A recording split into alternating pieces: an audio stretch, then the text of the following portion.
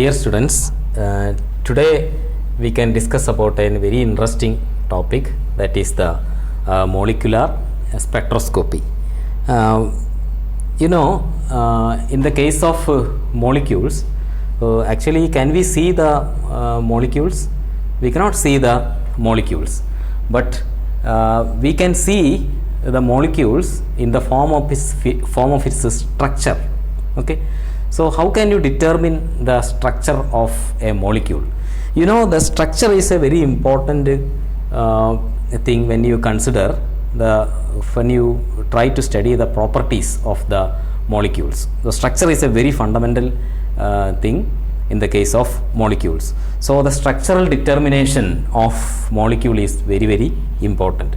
So here there is a powerful tool for the characterization of molecules. That means to find out the structure of the molecule, that tool is known as the molecular spectroscopy.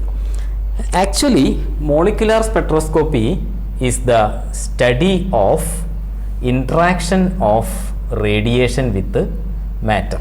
Okay, suppose you have a radiation h nu, that is a photon falling on a molecule, that means an object. So let it I am just representing it as m. Okay, falling on a molecule, what happens actually? So that is the very important thing about molecular spectroscopy. So we can define like this: molecular spectroscopy is the study of interaction of radiation with matter. So this interaction is, the radiation is electromagnetic radiation. Okay, you see what happens when light falls on this type of a molecule. You see, here I am drawing two energy levels. So one I am marking it as E1 and other I am marking it as E2. That means E1 is the lowest energy level and E2 is the higher excited energy level. And here I am just drawing a molecule. Okay, molecule. Then what happens here? Light falls on the molecule. Light falls on the molecule. So what happens to the molecule when light falls on it? So it will excited and it will go to the higher energy level. Okay, so this phenomena is due to the absorption of light. You can call it as absorption. You can call the phenomena as the absorption.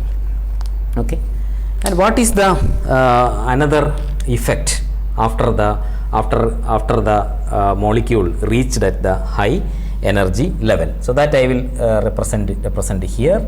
Okay, so this is your E1, same E1, and suppose this is your same E2. So you see, now the molecule is here. Okay, at the higher energy level. Okay, and what happens to the higher energy level molecule? You see, the molecule cannot stand at the higher energy level for a long time. That means at a higher energy level, stability is very less. So that means physically you can verify. Suppose I am just walking like this, keeping my hand like this. It's not possible for a long time, because after some time, you know that is not stable. It's very high energy state. I will keep like this. Okay, so like that, the molecule, the higher energy, there is a higher energy for the molecule, so that will release the molecule will release the higher energy and will go to the ground level. So now the excess energy is released in the form of radiation, and this phenomena is known as the emission. So there are two phenomena. One is absorption and emission as a consequence of light interacting with the molecule. Okay, so now the point here, suppose you use a detector. To detect this light absorbed and emitted. You can record a spectra.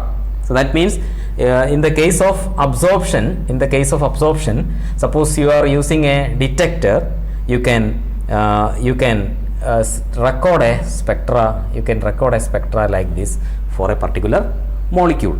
Emission also you can record. Emission also record. You will get some electric signals. So what is the importance of this electric signals? That means for a particular molecule, you will be getting the same electrical signal always. So that means it is known as just like a fingerprint. That means as a fingerprint, you can again and again you can verify this molecule is here present or not. Actually, it is coming from the bond and the structure, whole structure of the molecule. Okay, so this molecular spectroscopy, I told you that it deals with the study of interaction of radiation with the molecule. And after that, what happens when light falls on molecule? There will be two terms, absorption or emission is take place. So there are two types of spectroscopic techniques: absorption spectroscopic techniques and also emission spectroscopic techniques. Okay, so mainly we will study about the absorption technique, absorption spectroscopic technique. Okay, so let me say something about the electromagnetic radiation. That means the H nu here I am writing. Let me say something about the electromagnetic radiation. Electromagnetic radiation. Okay, so when you draw the electromagnetic radiation, you will get like this. Roughly I am drawing, very roughly I am drawing the picture of electromagnetic radiation, and here in this region you will have the visible region. Okay, so now I am drawing like this. So that means here the wavelength and frequency I will mark like this. The trend, the propagation of the wave. This is actually a electromagnetic spectrum. This is known as electromagnetic spectrum. I will draw like this. I will draw the high wavelength spectra, high wavelength radiation, and finally it will go to the low wavelength. Okay, so this is wavelength order. Wavelength is increases like this, and you can say that frequency is increases in that direction. So what are other members under the list? Okay, so this is a visible region, and here you can see the infrared radiation, and then you can see the microwave, and finally you can see the radio wave. Okay, so here in this direction you can see the ultraviolet, X-ray and gamma ray. Ultraviolet, X-ray and gamma ray. Okay, you see this is called the electromagnetic spectrum. Okay, so let me say something about different type of terms we are using in. Maybe you know all these things. Just for refreshing your idea, different terms using in the case of an electromagnetic radiation, because regularly we will use this type of terms. One is nothing but the frequency, other one is the wavelength, amplitude of the wave, that type of things. Okay, so I will tell you about that next. Okay, so now you have the electromagnetic spectra. It's the electromagnetic radiation arranged in the order of their wavelength or frequency. Next, I will tell you about some properties of the waves.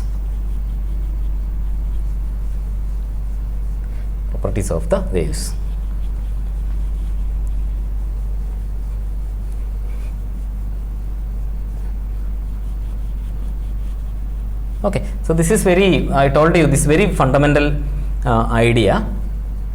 Maybe for some students it is needed. That is why I am explaining here.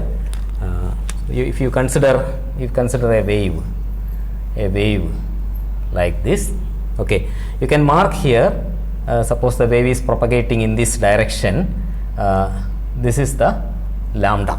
Lambda is the wavelength. You can take these two ends, and also you can take these two ends, okay, that is the lambda. And you can see another important thing, that is the amplitude, of the wave. So height of the wave is called the amplitude of the wave.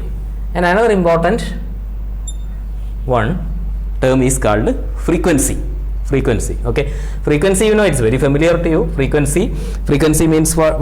The number of waves that passes a given point per second, that is known as the frequency. Okay, frequency. So frequency is actually proportional to 1 by lambda.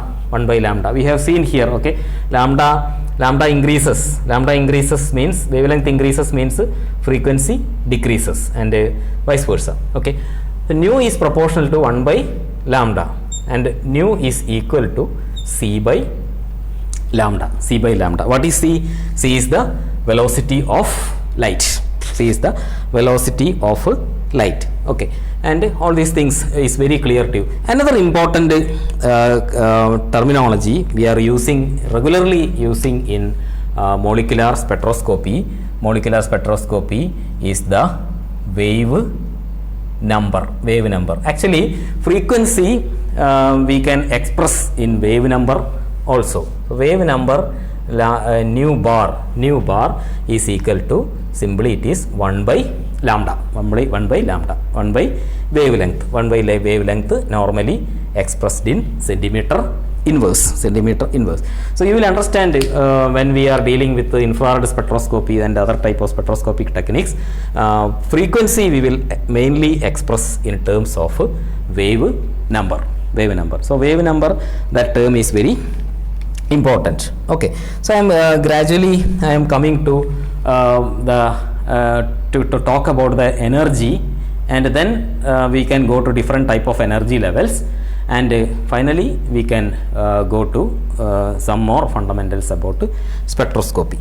Okay, so here I can give you some idea about the quantization of energy. Okay, so let me write here the quantization of energy. So this is actually the beauty of the subject. Okay, actually it is proposed by Max Planck. You know that there was a quantum theory proposed by Max Planck, and at that time there was another phenomena observed, that is known as the photoelectric effect. Okay, so there are two things, one is the quantum theory and other one is the photoelectric effect. And what Albert Einstein did, Albert Einstein tried to explain the photoelectric effect by using the quantum theory. You see, this is a very interesting thing in science, because the great scientists actually connecting two unrelated things in our nature.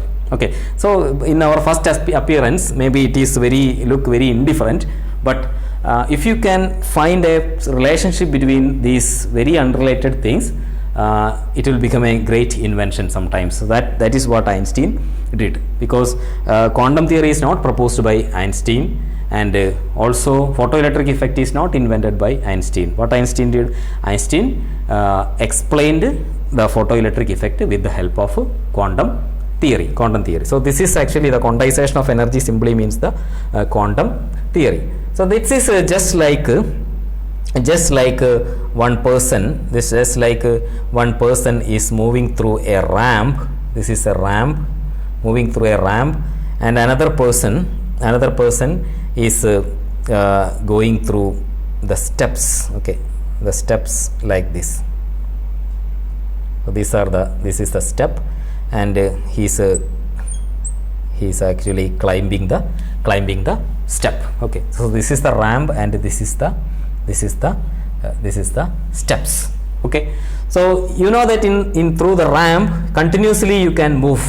Okay, continuously you can move, uniformly you can transfer. Okay, or you can move, but here you see there are some restrictions. That means it is just like the packet of energy you are using, the potential energy. So this is the potential energy. You are using the potential energy very uniformly here, but here you are transferring or using the potential energy as a packet. That means discrete type travel you can see here. So this is some restrictions. So this type of restrictions, you see there are some restrictions to climb the step. Here there is no restrictions, and this restriction is the beauty of quantum mechanics. Okay, quantum mechanics. So this is the fundamental thing about the quantization of energy. So that means there are some restrictions for the energy transfer. So Einstein defined that photon is also just like quanta that can remove one electron from the surface of some certain metals, and like that he explained the photoelectric effect.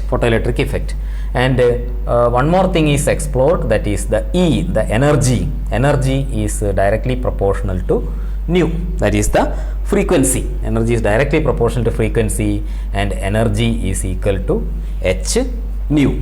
Energy is equal to h nu. Okay, E is equal to h nu. You can also write E is equal to hc by lambda. So what is h? What is h here? H is called a constant. It is called a Planck's constant. It is 6.626 into 10 raised to minus 34 joule second. So this value is Planck's constant coming in this equation. Okay, so you can also consider two energy levels like this.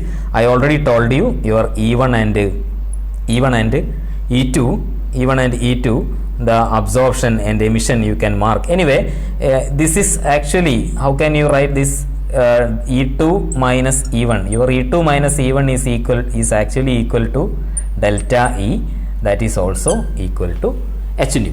That's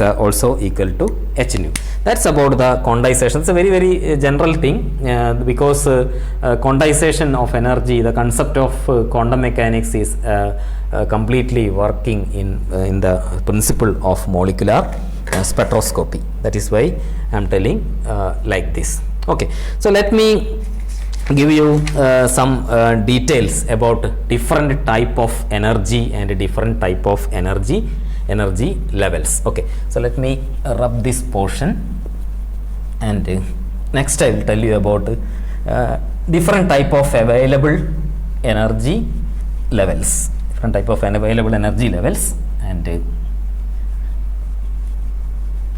the different type of available energy levels, and the order of their energy spacing, etc. So that will be more helpful when you are going to study the basics of spectroscopy. Okay, so let it be there, this electromagnetic spectrum, because I want to explain some more things related to electromagnetic spectrum. Okay, so let me talk about the different type of energy. Actually, how can you define, that's very important, how can you define the total energy of a system, total energy of a molecule, or total energy of a system? Okay, so total energy, E total is equal to translational, I am just short form I am writing, E translational energy level plus E rotational plus E vibrational plus E electronic. These are all motions, okay? Translational motion, rotational motion, vibrational motion, and electronic motions, okay? So the total energy, this is known as actually the Born-Oppenheimer approximation. That is, total energy of a system is equal to E translational plus E rotational plus E vibrational plus E electronic. So what are they? How can you arrange all these energy levels? So let me draw the order of all these energy levels, and how the spectroscopy is originating. You know that there are different type of spectroscopic techniques, rotational, vibrational, that type of technique. Okay, so this is energy axis, and here also I am drawing a one line, and first I am drawing the ground electronic state, and I am drawing the other electronic state here, because electronic state, the energy spacing is very high. So this is an excited state, some excited electronic state. So okay, here also you can draw. So this is the electronic energy level.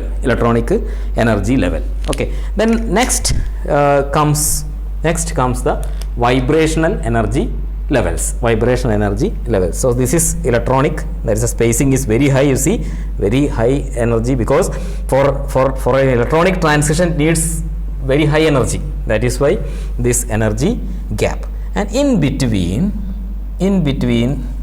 you can draw this particular type of energy levels like this.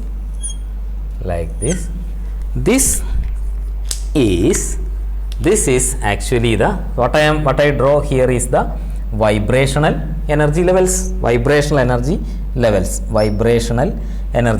am just writing V1, V2 or something, V3, V4. So these are all vibrational energy levels. So vibrational energy level is situated in between the electronic energy levels. And where is the position of this rotational energy levels? You can see this is inside. Okay, so I will draw with another color, maybe.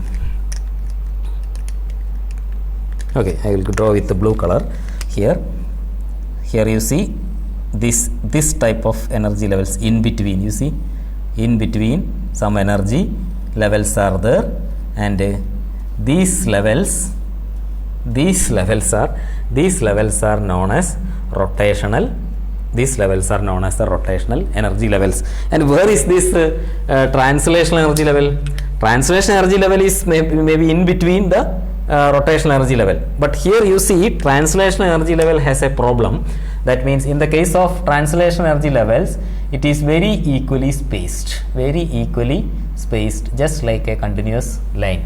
That means there is no discrete energy levels. It's very closely spaced, and there is, you can say that there is no translational spectroscopy, because spectroscopy is resulting by the molecular or electronic transition. So where you see you cannot record an electronic or a molecular transition because of very closely spaced energy levels. So that is why now here you can see clearly you can see the energy levels difference. And also you see this is our electronic state. So in between it needs very high energy for the electronic transition, and this vibration and rotation molecular transition is taking place. That means it needs less energy compared to electronic type excitation. And one more thing I can tell you here, that is why I kept this radio micro IR UV here. That is our electromagnetic spectrum here. Let me rub this portion, the order of their energy, wavelength and all. Just I want to write what are the different type of spectroscopic techniques it involved. That means this type of electromagnetic radiation. Okay, so I am specially marking. You see, this is our visible region. I told you visible region, and our visible region, you see the high wavelength region, it comes R, that is the red, and this is the V, and this is the VIBGYOR. Okay, this you are very familiar with VIBGYOR. Okay, you see visible light under this region, you can see the infrared radiation. Suppose when infrared radiation falls on certain molecule, that means there is a selection rules are there. I will tell you again later.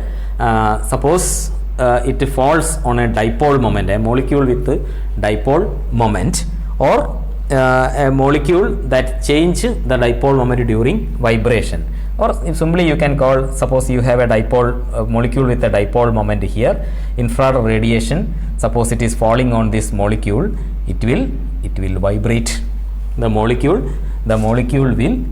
will vibrate, and the vibration, this vibration you can sense by a detector, and you will be getting the infrared spectroscopy.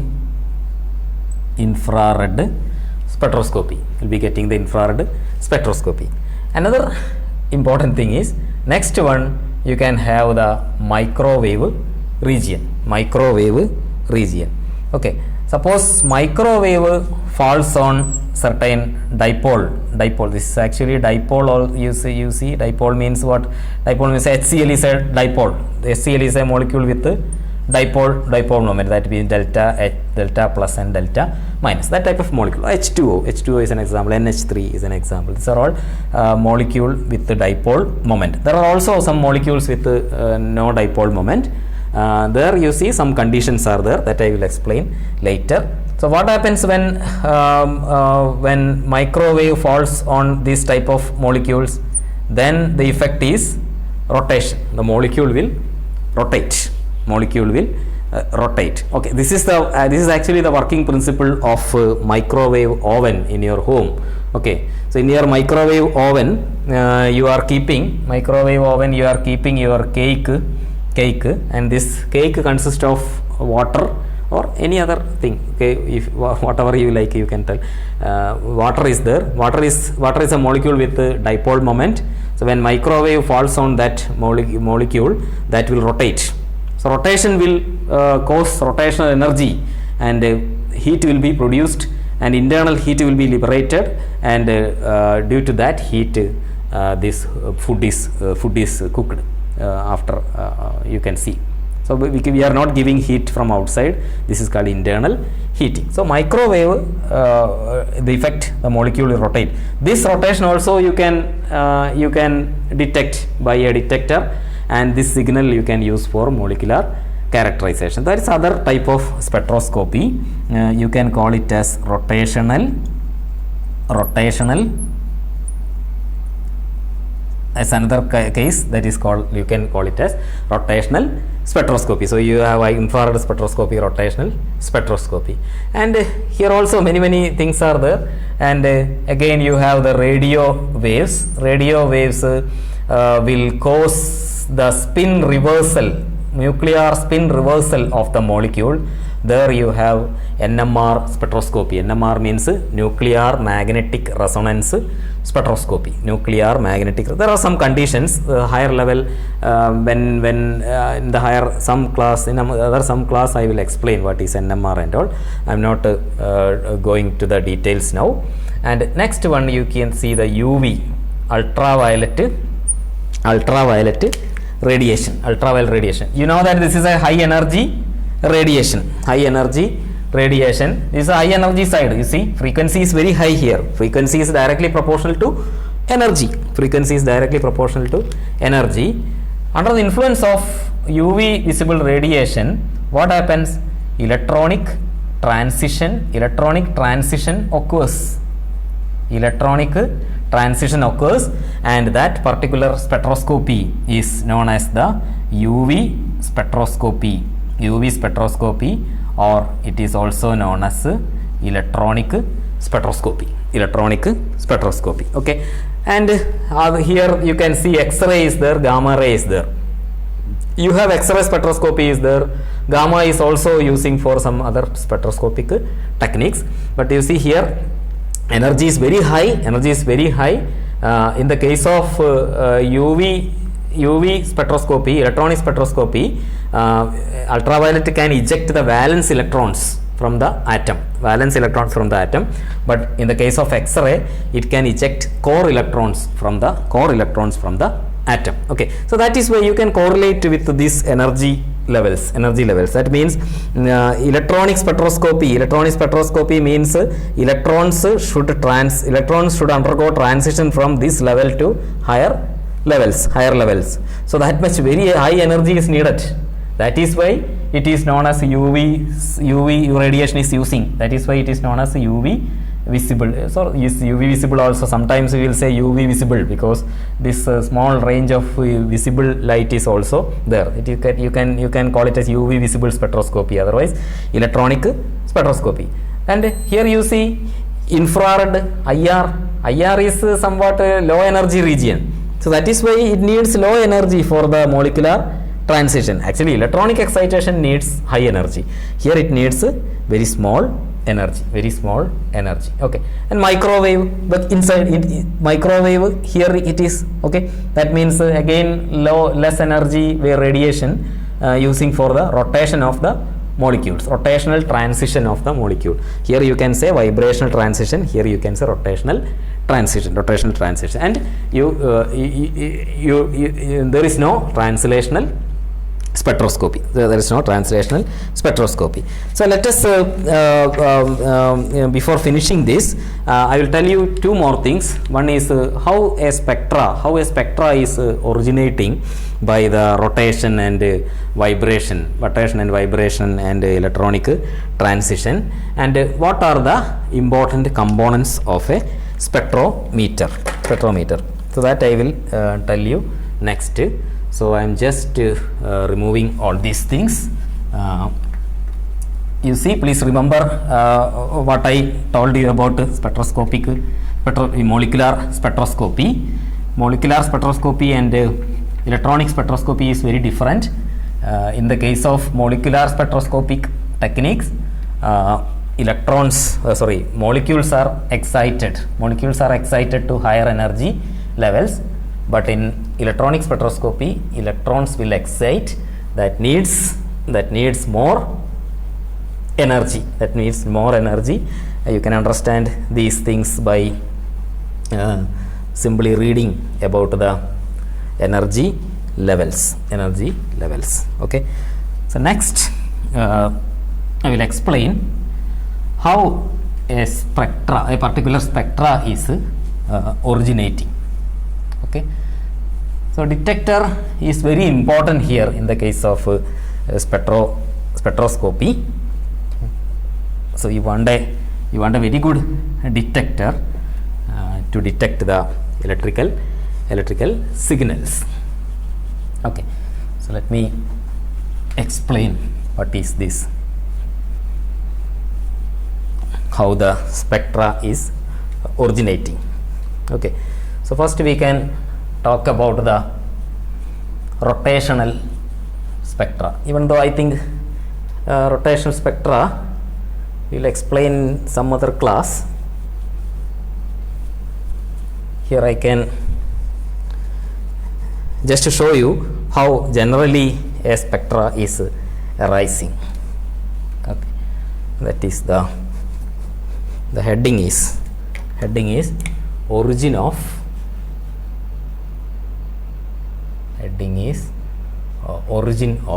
spectra.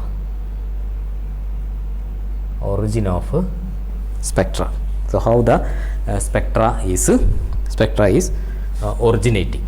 Okay, you see, suppose I am taking a dipole. So I am taking a diatomic molecule like this, H delta plus and delta minus. You know, this is actually a dipole. That means plus minus. You know about this, okay? Plus minus, this is a plus charge, this is a minus charge. You can represent dipoles like this. So what happens to this dipole? This dipole is rotating. This dipole is suppose this dipole is rotating. Rotating means what happens? It will at some instant it will come like this, okay, come like this, and it will, maybe it is rotating in this clockwise direction. Clockwise direction means sometimes it will be like this, and it will be like this. So it is rotating, okay. The rotation is taking place. That means rotation in the clockwise direction. So at that time, what happens to the signals? So this is the time with respect to the time. What happens to the pulse? You see, electrical pulse will be generated during the rotation of a dipole. Okay. So there you can see the electrical signals are coming like this. Okay. This is actually the spectra. Okay. So these electronic signals you can measure, and this is actually the spectra. Same case it is happening in the case of vibration also. The vibration means what? Suppose you are considering another dipole of carbon dioxide. Suppose it is vibrating like this. That means this bond is vibrating, this bond is vibrating like this. This is also a dipole, delta minus, delta plus. It will vibrate like this. Okay. So that will produce an electrical signal. Okay. So this is one type of vibration, and suppose it is vibrating symmetrically, what happened? Suppose it is vibrating symmetrically, what happened? There will not be any spectra, because the distance, this distance and this distance is same, means this dipole effect can be cancelled by this dipole effect. So vibration will also produce this type of electrical signals, and this signals is known as spectra. Okay. So like that you can explain how the spectra is originating. So it is the play of dipole, molecule with dipole moment, or sometimes you can also say that the vibration that causes dipole moment change.